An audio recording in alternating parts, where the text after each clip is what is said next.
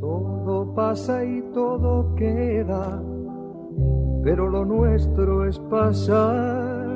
¡Con Viva Tijuana! La familia es la fuente del amor, de los valores y de la fe. Con Viva Tijuana, un programa que te ayudará a vivir las virtudes humanas, sociales y religiosas, al rescate de la familia. Con Viva Tijuana, al rescate de los valores. Con los profesores Juan y Marta de la Fuente, directores del Colegio Juan Bosco de Tijuana. Caminante, no hay camino, sino estelas en la mar. Muy buenos días, bienvenidos al programa Con Viva Tijuana. Nos da mucho gusto estar nuevamente aquí, haciendo algunas reflexiones junto con nuestro queridísimo auditorio. Muchas gracias por el favor de su preferencia. Esta es una semana que inicia y para terminar el mes de septiembre, el mes patrio. Tuvimos ayer o antier la celebración de San Mateo, no en estos días, la semana pasada. Tenemos ya muy próximo también a San Miguel, a San Gabriel, en esta semana próxima. Tenemos también el día 27, la consumación de la independencia, que es algo muy importante para México. Así como celebramos el 16 de septiembre, pues celebremos también la consumación, porque una situación fue el inicio y la otra fue la terminación. Así que pues es importante recordarlo. Y hoy, que es día 23, hoy inicia el otoño, así que ya entramos en esta época del año en que se caen algunas hojitas, recordándonos que la vida es un ciclo, recordándonos que todo cambia y diciéndonos que hay que renovarnos, que hay que adaptarnos y que hay que ponerle entusiasmo a la vida. Juanito, buenos días, ¿cómo estás? Estoy muy bien, nada más que un poco espantado. ¿Por qué? Apenas se me hace que estuve aquí en el radio, en la televisión ayer y resulta que ya pasó una semana. Se va el tiempo volando. Ajá. Y eso me hace pensar que el tiempo va midiendo y midiendo el movimiento. Uh-huh. Porque así aprendí yo hace muchos años cuando me dijeron ¿qué es el tiempo? Y la respuesta del gran famoso Aristóteles: la medida del movimiento. ¿Quieres medir el espacio que hay de aquí a acá? Bueno, coges un metro, mides, multiplicas y sale ya la medida. Ajá. Bueno, pero ¿cómo mides el tiempo? Y entonces precisamente dijo, el tiempo es la medida del movimiento. Entonces, como el mundo va caminando y va corriendo y va corriendo y va dando la vuelta y todo eso, ¿cómo medir ese movimiento? Pues con el tiempo. Así es. Nada más que el tiempo es el mismo y para nosotros ya no es el mismo, señora. No, de hecho hay un autor, Alvin Toffler, que escribió un libro que se llama El Shock del Futuro. Nosotros ahorita nos movemos tan rápido que precisamente nos está pasando lo que dices tú. Antiguamente se trasladaba a pie, la gente se trasladaban luego en caballo, se trasladaban después en los primeros carros. En los años 30, pues creo que la velocidad de un carro era entre 10 y 20 kilómetros por hora, ¿sí? Y ahorita todos nos desplazamos muy rápido, la velocidad de la información también es instantánea, entonces eso nos hace que vivamos en un shock, el shock del futuro. Por eso es que sentimos que se nos van los días rápido. Imagínate nada más la diferencia que hay entre los que se movían en los barcos, uh-huh, los que se movían a caballo, no digamos a pie y andando, sí, y los que se mueven ahora por carro, por avión. Así es, fíjate, un barco, un transatlántico, hacía como 3 meses en cruzar el mar, ¿no? Bueno, de Europa a América. De Europa a América, perdón, no dije de dónde a dónde. Ajá, hacía como 3 meses. Luego ya cuando hacía un mes, ¡oh, qué maravilla! Ahorita en unas 8 horas me parece que llegas a Europa, ¿no? En barco llegas en una semana. No, perdón, en avión. En avión, no, pues en avión llegas en 7 horas, 6 horas. Así es. Pero fíjate que a propósito de eso, ajá, hay un invento nuevo. Ajá. Se trata de un tren ¿Sí? o ferrocarril que está en Alemania ya caminando ¿Sí? y que camina a 140 kilómetros por hora. Uy. Todo eso es pues un poco común, Ujú. pero lo que no es común es que ya no camina con gasolina o con petróleo, ahora camina con agua, Qué maravilla. H2O, con hidrógeno, oxígeno, y eso es lo que le meten al tren y entonces eso hace que camine. Imagínate Y el es- invento tan grandioso. Pues sí, porque es energía limpia y aparte el combustible, pues fíjate, relativamente fácil de conseguir, ¿no? Así es. Entonces son de las cosas que me dejan pasmado, me dejan pensando, bueno, así como vamos teniendo dificultades, le vamos buscando soluciones. Así es, así es. Pues entonces yo quiero, después de estas reflexiones de la maravilla que es el tiempo, la medida del movimiento, Ajá. platicar de un señor que en estos días cumpliría años, el 23 de septiembre, Hoy es 23. hoy es 23, nada menos que de Miguel Cervantes de Saavedra. Así como ya vimos a Lincoln y vimos a quién más, señora, a quién más vimos, ya se te olvidó. Ya se me olvidó. Bueno, entonces acuérdate que cada semana estamos viendo a un personaje de la historia. ¿Te acuerdas de Napoleón? Ajá, hace 8 días hablamos de Napoleón. Ahora Ajá. estamos pensando en Cervantes, Ajá. que fíjate qué chistoso, el más grande representante de la literatura española, que después de los chinos es la lengua que más se habla en el mundo, Ujú. está la inglesa. Y en la inglesa está un representante del idioma inglés, un representante, un literario, un literato, Ajá. nada menos que Shakespeare, Así es. y que se mueren en 1616, el Ujú. mismo día los dos. Así es. Y los dos son unos genios en su Uno, idioma. el genio de la lengua hispánica, Ajá. el otro, el genio de la lengua inglesa. Nada más que el genio de la lengua hispánica, el querido Miguel Cervantes, que debe haber nacido por estos tiempos, porque su nombre Miguel le dice, te pusieron Miguel por el día de San Miguel, Ajá. porque antes le ponían el nombre a la gente del día en que El día en nacía. que nacía, así es. Por eso es que hay muchos nombrecitos medio raros, ¿verdad? Así es. Pero en fin, este Miguel de Cervantes nació en España, en un ambiente pobretón. Su papá era cirujano, pero cirujano de aquellos tiempos en los que querían curar a la gente a base de sangrías, a base de sanguijuelas, a base de quién sabe cuánta cosa. Ujú. Entonces, de todos modos, siendo cirujano, pues sabía curar.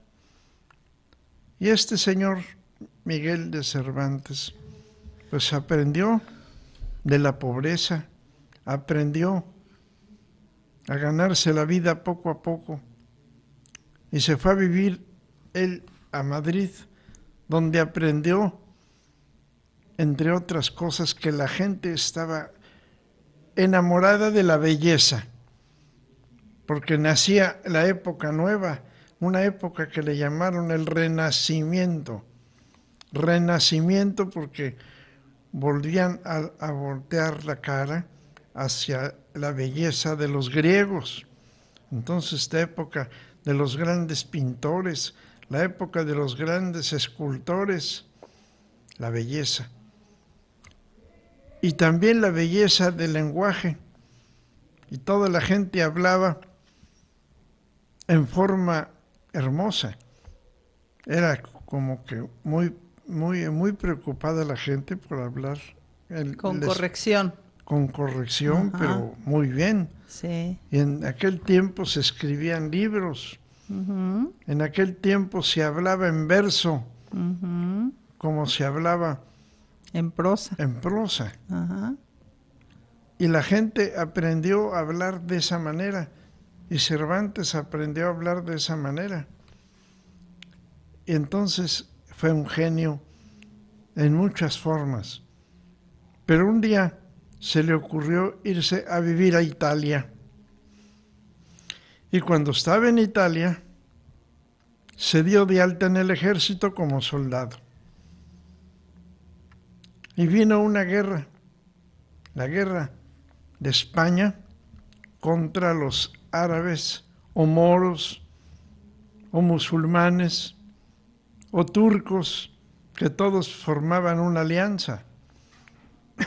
Y en esa terrible guerra le pasó un desastre muy grande. Le dieron con un arcabuz. Acuérdate que el arcabuz es como un rifle grandote. Ujú.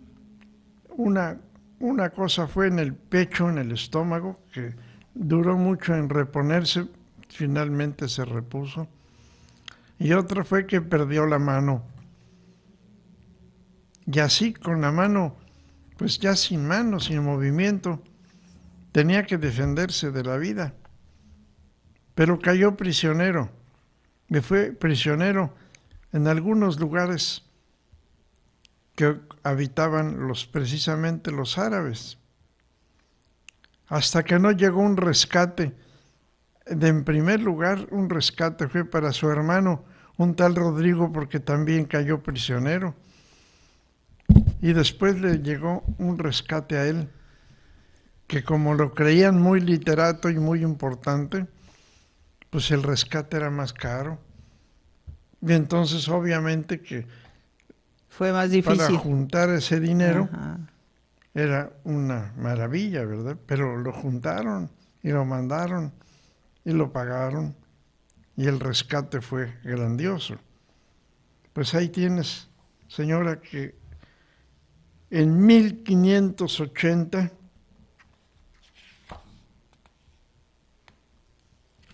no hallaba qué hacer el pobre, sin una mano, con mala salud,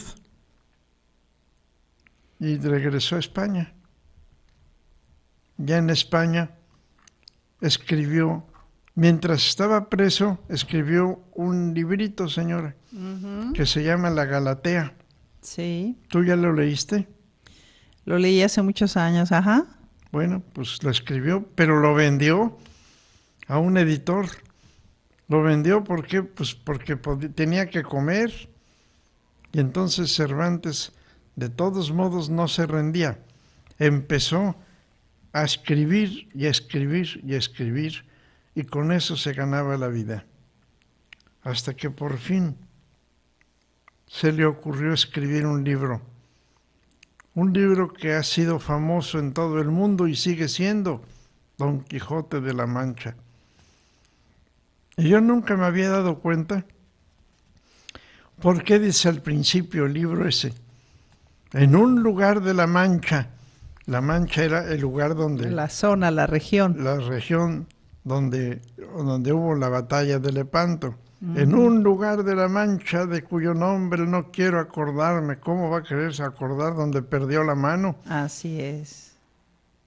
Bueno, pues ahí empezó a pensar en escribir su grandiosa obra, Don Quijote de la Mancha.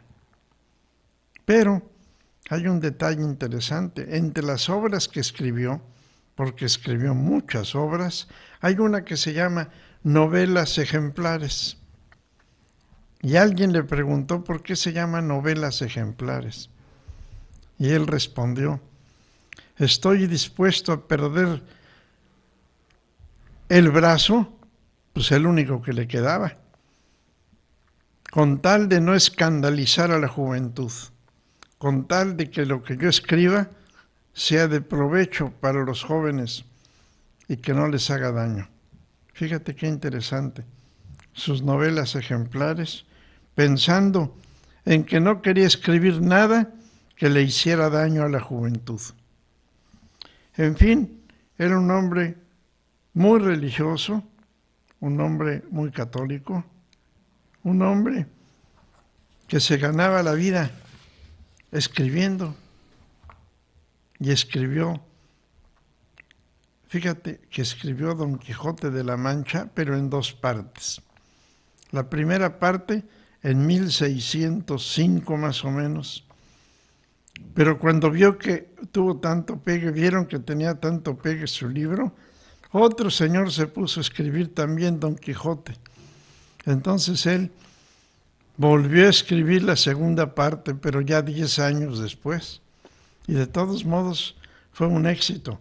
Nosotros ya no sabemos dónde es la primera parte y la segunda, yo por lo menos no sé.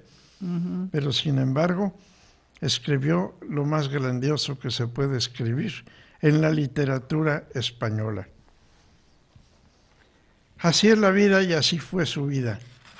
También tuvo muchos pesares, quedó viudo, luego se vuelve a casar y su segunda esposa fue muy comprensiva con él, una maravilla de mujer, y empezó a trabajar con sus escritos para ganarse la vida. El señor Miguel de Cervantes de Saavedra muere con un poquito de dinero, lo necesario para que lo enterraran de plano. Imagínate cuántas obras del Don Quijote se han vendido. Se han editado. Y sin embargo él muere sin aprovechar para nada toda esa poesía, esas obras. Escribió teatros, pero como los escribía, los vendía. Hasta que terminó con su libro Historia del ingenioso hidalgo Don Quijote de la Mancha. Qué interesante, fíjate que a mí me llama mucho la atención cómo describe lo que es la fantasía, lo que es el soñar. ¿En qué iban a soñar en aquel tiempo? Pues soñaban en la caballería, soñaban en las guerras de aquel tiempo. Pero también había otro personaje en su novela de Don Quijote, otro personaje importantísimo que se llamó Sancho Panza. Ajá.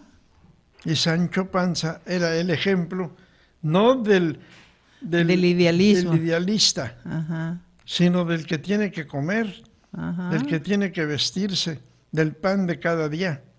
Y entonces él escribe su obra grandiosa basado en ese diálogo, en esa convivencia, en esa vida entre el idealista y lo que es el trabajo diario y lo que es comer. Así es, así es. Tenía una imaginación prodigiosa y tenía un acervo cultural muy grande. Fíjate que él fue el que consolidó el idioma español. Se supone que el idioma español tiene varios pilares precisamente a través de las obras que se escribieron. Uno de ellos es el poema del Mío Cid, que fue el primero que se escribió en forma ya cuando el español estaba derivado del latín. Otro de ellos es el infante del infante don Juan Manuel, el Conde Lucanor. Y el siguiente es este libro, que es el que consolidó precisamente el idioma español. No recuerdo ahorita la cifra, pero me parece que tiene, lo voy a verificar y lo corrijo ahorita durante el programa. Me parece que maneja 28,000 vocablos, 28,000 conceptos diferentes en el Quijote, ¿sí? Pero para que tengamos una idea de esto, una persona muy culta, una persona universitaria maneja alrededor de 3,000 vocablos. Imagínate, él manejaba cuántas veces más el idioma que manejamos cualquiera de nosotros. Hay una variedad de lenguaje increíble y pues eso es lo que hizo que se enriqueciera tanto en cuanto a la forma de escribir. En cuanto a las ideas, pues imagínate el contraste entre Sancho Panza y el Quijote, las historias con sus famosos molinos, el Aldonza Lorenzo, que era su su ideal de mujer, etcétera. Entonces sí nos va retratando escenas de la vida real, pero todas, la mayoría, con moraleja, ¿sí? Y pues con enseñanzas. Él fue muy didáctico con sus historias, Juanito, nos enseñó muchas cosas. Entonces sí, realmente es un gran personaje y sí, pues es de admirar, ¿verdad? Como dices tú, es uno de los libros más editados después de la Biblia y después de algunos otros, bueno, en español, ¿verdad? Ajá. Pues ahí tienes que, pensando en esto y pensando en la educación, yo les enseño un folletito que se llama ¿Qué necesita México? ¿Qué necesitamos? La conclusión es que lo que necesitamos es educación. Pero educación, ¿qué quiere decir? Educación quiere decir que vivamos una vida productiva, una vida que no moleste al prójimo, una vida que nos señale como gente, como ser humano, no como animalito, como ser humano. ¿Y qué cosa nos hace ser seres humanos? Pues la vivencia de los valores. ¿Y qué son los valores? Ya platicamos la vez pasada. Las virtudes, los valores, las actitudes. Ya platicamos eso. Pero ahora déjenme decirles que escribí un pequeño cuestionario para mis maestros. No tanto para que me respondan y les ponga yo calificación 10, que esto, que el otro, no. Que los sensibilice y los haga pensar. Mira, la primera pregunta, señora, dice: ¿nuestros alumnos son gente de espiritualidad? Yo no te pregunto para que me digas la respuesta, señora, sino simplemente te dejo la pregunta en el aire. Ajá. Para sensibilizarnos. ¿Qué % de tu clase, maestro, lo dedicas a lo académico? ¿Te toca dar clase de historia, clase de matemáticas, clase de español? ¿Qué % le dedicas a lo académico? ¿Y qué % le dedicas a la formación humana? O sea, a que sean mejores seres humanos, tus alumnos. ¿Qué tanto les dices la clase de química, de física, de matemáticas? ¿Y qué tanto le dedicas parte de tu clase a formar gentes, a formar corazones, a formar mentes, a hacer que la gente sea más gente? ¿Qué le falta a nuestros alumnos dentro de su adolescencia? ¿Qué les falta? Y nos damos cuenta que el dinero es uno de los valores más grandes que hay, si no es que el más grande. Y últimamente la tecnología y business, money. ¿Crees que tú haces cosas para que los alumnos sean verdaderamente felices? Porque ser perfecto, pues bueno, como Jesús dijo, como el Padre Celestial. Pero ser feliz, eso también se lo puedes tú buscar en la vida diaria, la felicidad. Fíjate cómo los grandes educadores, los misioneros, buscaban en los indígenas el progreso, sí, pero la felicidad. ¿Crees tú que haces cosas para que los alumnos sean verdaderamente felices?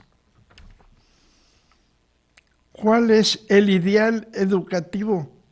¿O cuál fue el ideal educativo de los romanos, por ejemplo? Que ya hablamos de eso, pero de todos modos lo recuerdo.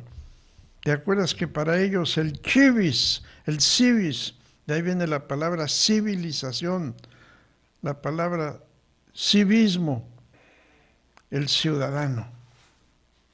El ciudadano, entre más completo, mejor. El chivis, el ciudadano, el que sabía oratoria, el que sabía de derecho, el que sabía de defenderse, el ciudadano, el que sabía defender sus derechos políticos. ¿Qué significa? Como decía un tal Montaigne hace muchos años, yo busco cabezas pensantes y no cabezas llenas. ¿Llenas de qué? Ahorita están llenas de tecnología, señora. Ahorita el asunto es cómo se llenan con las tecnologías de hoy, con el WhatsApp, con los correos.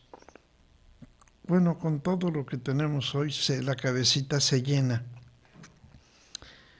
Y el educador Montaigne, desde hace ya 300 años, nos decía, no busco cabezas llenas, lo que busco es cabezas pensantes.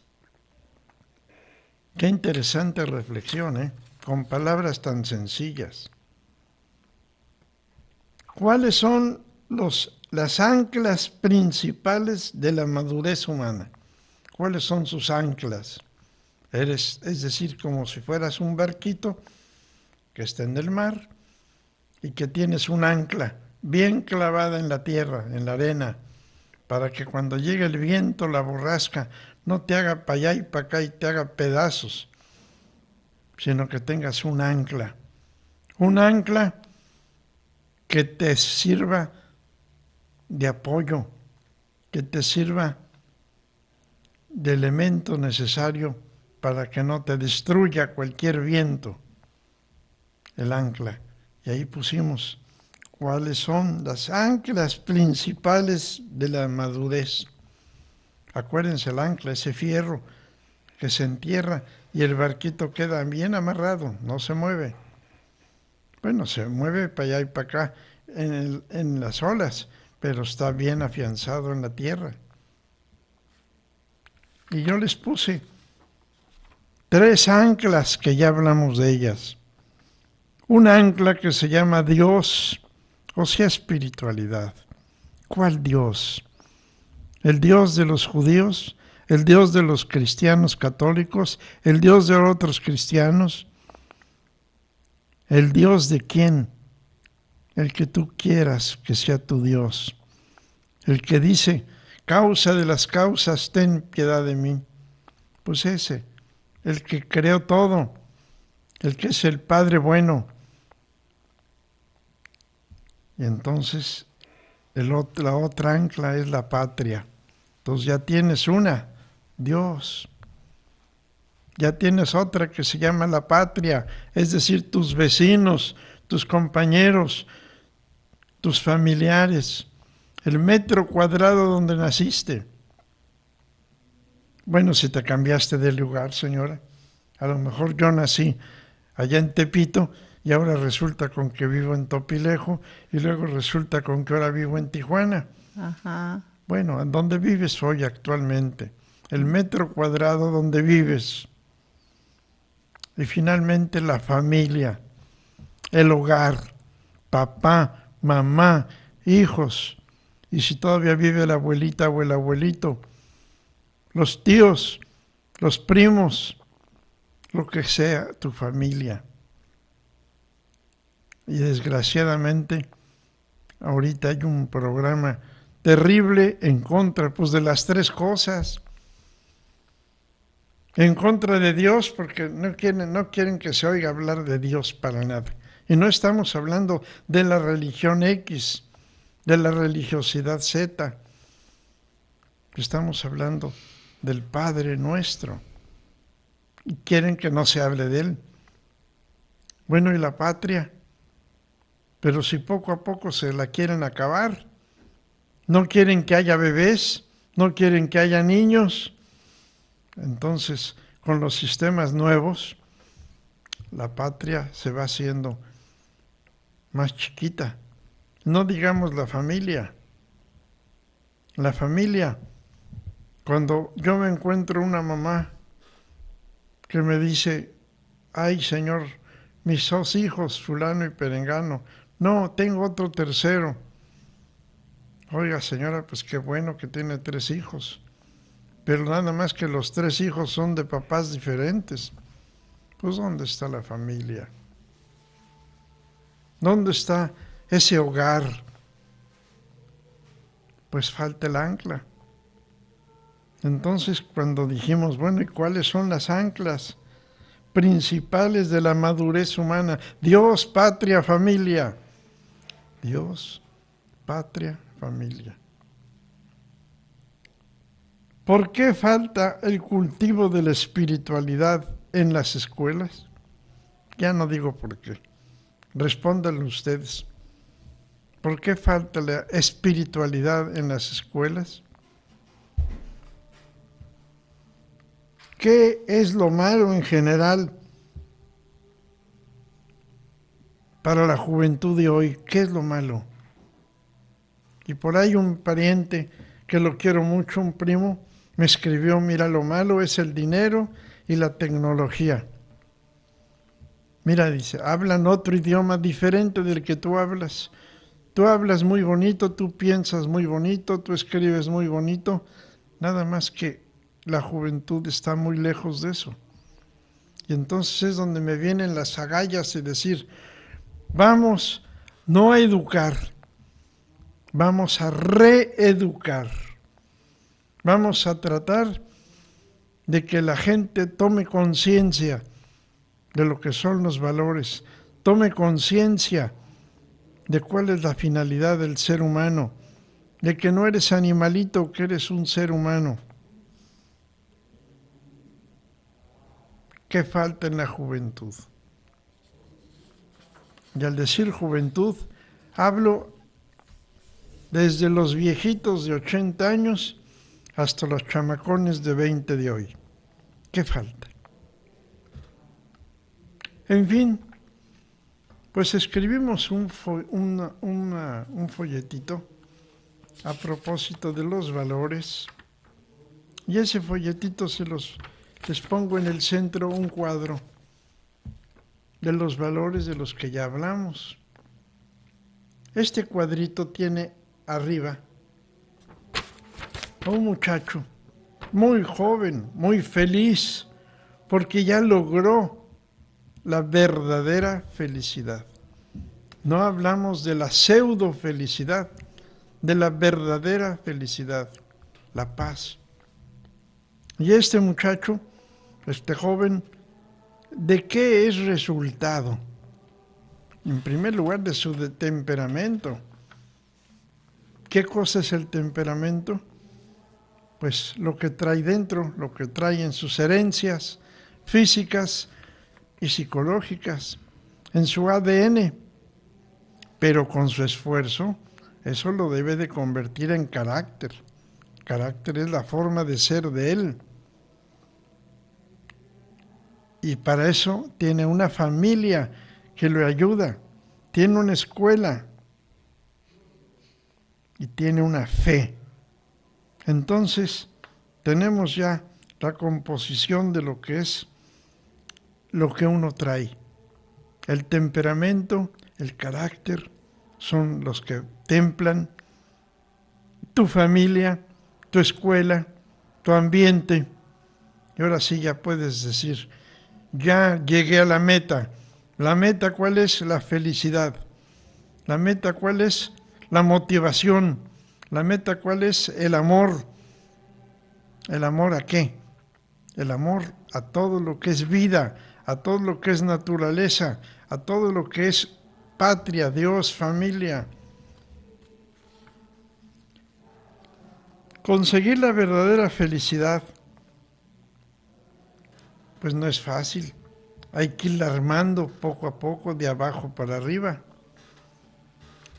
La verdadera felicidad se basa en 4 elementos muy importantes, que son las 4 virtudes muy importantes de las que ya hablamos el otro día, Martita, ¿te acuerdas?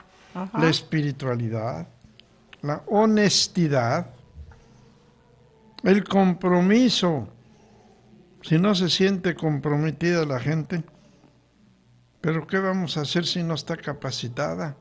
El aprendizaje, el compromiso requiere que sepamos hacer las cosas. La ciencia, la sabiduría es simplemente saber hacer. Pero no vamos a lograr la espiritualidad, la honestidad, el compromiso, la capacitación, si no tenemos un poquito de autocontrol. Mucho autocontrol. Nos queremos ir para acá, pero tu autocontrol te dice, por ahí no, por ahí es wrong way, por ahí es camino equivocado, vente para acá. Y hacemos un esfuerzo, y nos enderezamos, y nos equivocamos, pero sabemos volver a escoger el buen paso, el buen camino. Para eso pues se requiere fortaleza, señora. Tenemos que educar a los jóvenes a la fortaleza, a la justicia, a darle a cada quien lo que le toca. Más, espérate, aguántate más todavía. A darle a cada quien lo que necesita y tú puedes darlo. Lo que tú puedes dar, eso da lo que necesita cada quien. Pero eso sí, con prudencia. ¿Y qué quiere decir con prudencia? Despacito. No. Prudencia quiere decir aquí y ahora. ¿En qué rapidez, en qué velocidad? En la que sea necesaria. Si llamas a un médico porque se está muriendo alguien y prudentemente llega despacito, no, médico, apúrele. La prudencia está en que se apure. La prudencia está en que algunas veces tenga paciencia, se espere, y otras veces acelere el motor, aquí y ahora. Yo quisiera que me leyeras, hija, un pedacito de aquel gran hombre, ¿de Martín Descalzo? Martín Descalzo. Mira, léelo porque ya mi vista no alcanza. ¿Lees? Claro que sí, con mucho gusto lo leo. A ver. Asombra, decía José Luis Descalzo, que en los años escolares se enseña a los niños y a los jóvenes todo, menos lo esencial, el arte de ser felices, la asignatura de amarse y respetarse los unos a los otros, la carrera de asumir el dolor y no tenerle miedo a la muerte, la milagrosa ciencia de conseguir una vida llena de vida. ¿Para qué le sirve a un joven el título de médico, de abogado, de profesor, de cura o de ingeniero, si luego sigue siendo egoísta, si no puede quebrarse ante el dolor, si resulta que luego es esclavo del qué dirán o de la obsesión por el prestigio, si cree que puede caminar por el mundo pisando a los demás, si no conoció jamás la capacidad de darse, ¿de qué le sirven todos sus conocimientos? Fíjate, pues sí, muy cierto. Nos hemos enfocado más en las partes académicas y menos en la parte formativa, ¿sí? Entonces, pues ahí está el resultado. En las escuelas toca la campana. Ay, mira, ya acabó la clase de matemáticas. Ajá. Ahora sigue la de español. Ah, qué bueno. Y toca la campana o el timbre. Ahora sigue la clase de química o de física. Y si es primaria, les toca la clase de civismo, de historia. Mira qué bien, y ahí vas a esa clase. Pero como dice José Luis Martín Descalzo, oye, ¿alguna vez toca la campana y vas a una clase que se llama ¿Cómo amar al prójimo? Vas a una clase donde se dice ¿Cómo preparar escuela para padres de familia? Fíjate que ya ahorita hay muchas niñas de 15 años, de 16, de 17, que empiezan a ser mamás muy temprano. ¿Ya les diste clases en tu escuela para que se preparen al matrimonio? No, se van a casar a los 30 años, desde luego, pero en general hay que estar preparada, hay que estar preparado. y a los papás, a los muchachos, a los jóvenes, hacerles ver lo que significa la paternidad responsable. ¿Tú crees que una niña de estas chiquitas jóvenes que se embarazan saben cuánto cuestan los pañales, señora? No, no tienen idea. ¿Y cuántas veces hay que cambiarle el pañal al bebé? ¿Y cuánto cuesta la leche? ¿Y cuánto cuesta la atención médica? ¿Y cuánto cuesta cuántas desveladas, cuántos esfuerzos? ¿Sí? Y si no tienen fortaleza para hacer muchas cosas, pues no tienen mucha fortaleza para poder cuidar a un bebé, porque no es una cosa simple traer un ser humano al mundo y después decirle, a ver mamá, y te lo dejo, y que la mamá se encargue del bebé, o la tía, o la suegra, o a ver quién. Escuela para padres, pero padres responsables. Así que dime una cosa, señora, ¿tú crees que hacemos daño si trabajamos para que en las escuelas exista esto que dice José Luis Martín Descalzo, que lo escribió hace 50 años? ¿Qué es lo que hace falta en las escuelas? Más física, más química, más matemáticas, más español. Cálmate, todo eso está bien, pero hace falta lo esencial, el arte de ser feliz, el arte de hacer feliz al prójimo. Ten cuidado, no vaya a ser que salgas, como decía Montaigne, con la cabeza llena y con el corazón vacío, con la cabeza no pensante, nada más porque te vienen los impulsos y así actúas. Ten cuidado. Acuérdate del querido amigo Don Quijote de la Mancha, que escribió su novela grandiosa de cómo son las pasiones humanas, cómo son los ideales del hombre, las motivaciones por un lado, y por otro lado, oye, acuérdate, como dice el verbo del Don Quijote, hay que llantar. Y cuando yo oí esa frase dije, ¿qué quiere decir eso? Hay que llantar. Hacer la llanta, no. Lo que quería decir Sancho Panza es que, oye, espérate, hay que comer. Si no comemos, si no llantamos, como dice el Sancho Panza, pues Don Quijote, olvídate de tu Dulcinea del Toboso, olvídate de tus sueños, de conquistar terreno, de acabar con los malhechores. Pero fíjate qué bonito esa unión de una mente que quería luchar contra el mal, una mente que quería luchar contra lo que no estaba bien. Y estamos hablando del año 1600. ¿Tú qué piensas acerca de todo eso, Martita? Pienso que tienes toda la razón.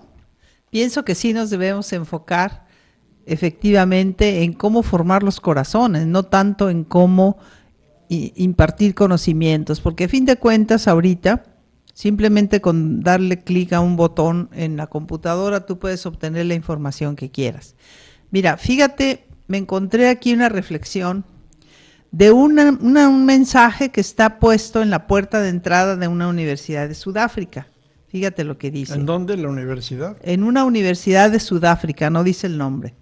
Destruir cualquier nación no requiere el uso de bombas atómicas o el uso de misiles de largo alcance.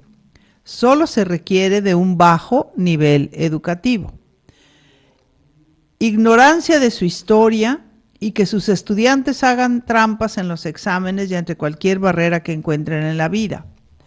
Los pacientes mueren a manos de esos médicos egresados con esa mentalidad.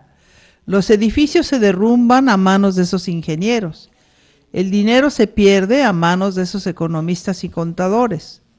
La humanidad muere a manos de esos eruditos religiosos. La justicia se pierde a manos de esos jueces. El colapso de la educación es el colapso de la nación.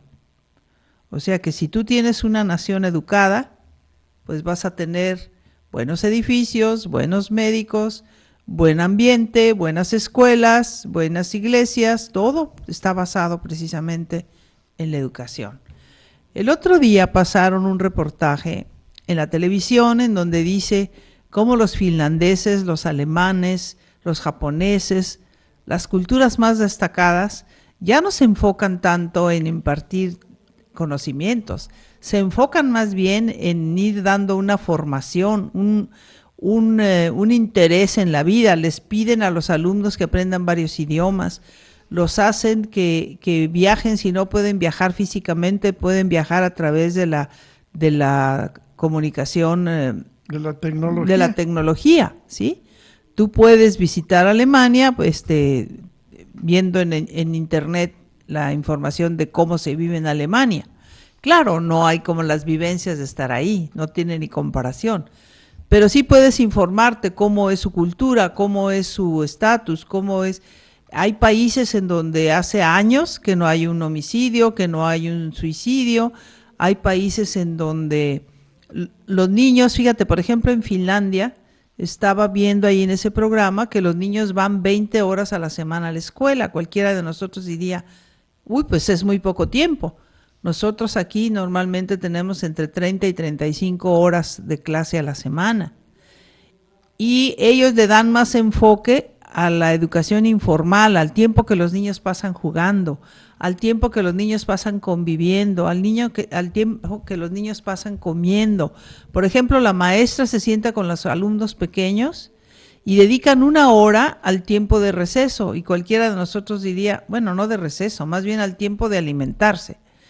Cualquiera de nosotros diría, pero qué barbaridad, es demasiado tiempo. Pero en ese momento la maestra les enseña cómo tomar el tenedor, cómo tomar el cuchillo, cómo tomar el vaso de agua, dónde va la servilleta, cómo levantarse sin hacer ruido con la silla, cómo no contradecir a otro, cómo no estar comiendo con la boca abierta, etcétera, etcétera, etcétera. Entonces es una clase de urbanidad más que un momento de estar comiendo. Además, el Consejo Ciudadano del municipio elabora el menú de la escuela.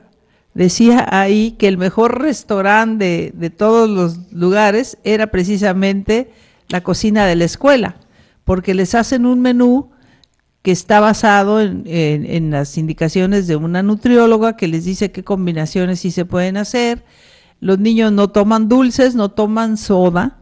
Inclusive la persona que estaba haciendo la investigación le ofreció una Coca-Cola a uno de los niños. El niño no aceptó la Coca-Cola. Ellos toman agua natural, no toman tampoco agua de sabores. Entonces, fíjate qué importancia de irle dando todos estos conocimientos. Y le preguntaban ahí, el investigador le preguntaba a las maestras, bueno, ¿y por qué hacen eso? Y la maestra contestó, se está haciendo una prevención de la salud de estos chicos. Es más económico darles ahorita la enseñanza y los principios para que ellos coman sanamente que después, cuando tengan 30 y 40 años, estarles curando las enfermedades. Entonces, bueno, efectivamente la importancia en la educación se la debemos dar a los factores humanos, a la motivación, al corazón, a la nobleza, a la honestidad, a todos estos valores que mencionaste tú ahorita, al compromiso, a estar capacitados. Obviamente que necesitamos estar capacitados. A los niños los dejan desde pequeños que tengan sus clases de carpintería, sus clases de jardinería. Ellos están habilitados para que en un momento dado que interrumpan la escuela pueden desarrollarse en alguno de los medios. Ojalá vayamos imitando estas experiencias que ya se están practicando en otros países, como decía, en Alemania, en Francia, por ejemplo, están totalmente prohibidos los celulares. Un niño no puede llevar un celular a la escuela de ningún nivel. ¿Por qué? Pues porque sí es muy importante tener información y acceso a la información, pero es más importante que ellos tengan esa capacidad de observación, que tengan tiempo para platicar con sus compañeros, que tengan tiempo para jugar. Bien, pues ojalá tomemos en cuenta todas estas indicaciones también en la casa, para que también nosotros aprovechemos todas las oportunidades que tengamos para convivir con nuestros hijos. En un momento dado es más importante dialogar con ellos, escucharlos, que inclusive tener la razón. Puede ser que no siempre tengamos la razón. Hay que darles la oportunidad de que ellos participen, de que ellos colaboren, de que ellos nos den ideas. Así que pues vamos a aplicar todo esto que platicamos para que no se quede nada más en una conversación en unos minutos, sino que realmente lo aterricemos en la vida práctica. Y antes de que se termine el programa, en estos últimos minutitos, yo quiero enviarle un abrazo muy cariñoso a Madre Arelí, que es la directora de la comunidad femenina, y pues que tenga un cumpleaños muy feliz, y desde luego a toda la comunidad un abrazo. Los invitamos a que continúen en la programación de Monte María Radio, recordando el lema Dios es amor y te ama. Estamos agradecidos por el favor de su preferencia. Los invitamos a que nos veamos aquí el próximo domingo, y también los invitamos a que continúen en la programación de Monte María Radio. Que tengan un excelente domingo, que Dios los bendiga. Hasta la próxima. Hoy hasta aquí ha llegado nuestro programa. Recuerda, haz el bien y hazlo bien. Caminante no hay camino, se hace camino al andar, golpe a golpe, verso a verso, golpe a golpe, verso a verso, golpe a golpe, verso a verso.